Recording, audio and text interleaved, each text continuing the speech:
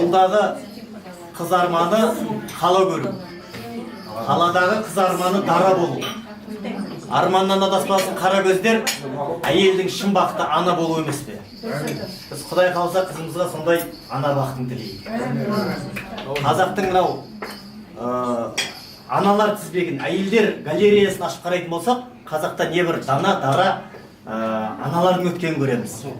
Көш басында тұрған домалақ анадан бастасақ, ертең келе Құнанбайды дәретсіз емізбеген Зере әжеміз, ұлт анасындай болған Абай атамыздың анасы Ұлжан, Шоқанның Айғаным әжесі, Батыр бабамыз Бауыржан Момышұлының келіні Зейнеп Ахметова секілді небір дана дара әйелдер өткен бар әлде де.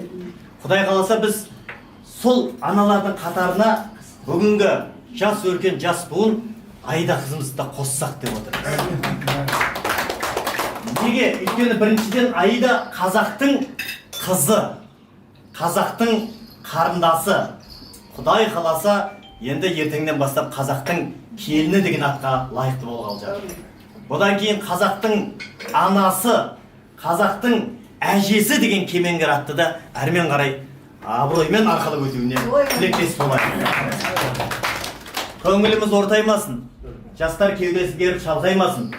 Сондай жастарды тәрбиелеп өсірген осы ата-аналарымыз ешқашанда қартаймасын. Арман алдамасын, сезім сүрінбесін, талаптары тастілердей, сезімдері сүттей, қиялдары қанттай жастарымызға өмірлері тек қана сәттілік пен тәттілікке толы болсын дейміз. Арман дегеннен шығады ғой, баяғыда бір хан болған екен, сөйтсе әйел жыл сайын бала көтеріп, босанатын кезде бала шетінеп кете береді екен да. Сонымен қаратпаған тәуіп, балгер, бақсы жоқ, сонымен барлық алысқа ат шаптырып, жан-жақтан сон болмайды, бір жыл, екі жыл, бірнеше жыл өтеді. Күндердің күнде үлкен бір бақсы балгер келіп, оның емін айтады. Уа хан ием дейді, мынандай бір ырым бар дейді, егер жаңа туған нәрестені арманы жоқ әйелдің дамбалына орасаңыз дейді, бала тірі қалады дейді. Сондай ырым бар екен да. Енді қазір мына заманда, ол заманда білемін, бұл заманда да армансыз әйел табу қиын қазір. Қазір кез келгеннен сұраса жоқ дегенде әйтеуір ананы өйту керек ет, бүйту керек, жоқ дегенде кредит жабу керек ет деген тема ғой әйтеуір, жоқ дегенде.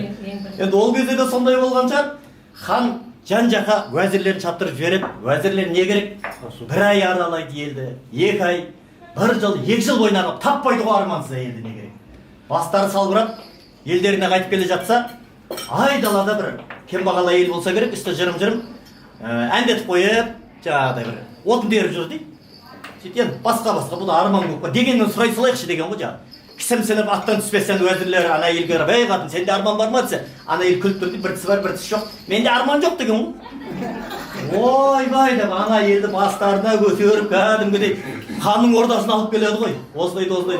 Хан түсіндіріп айтады, кешіріңіз дейді, мен осылай жыл сайын әйелім көтереді, сол босанатын кезде Алланың қалауымен шетінеп кете береді, бір емші айтып еді. Жаңа туған нәрестені әйел, арман жоқ әйелдің дамбалына орасаңыз тірі қалады деді. Шыныңызды айтыңызшы. Сізде арман бар ма жоқ па десе, ана әйел тағы күліп тұрып айтады. Ей, сіз ғана қағыр, менде арман да жоқ, дамбал да жоқ деп айтады.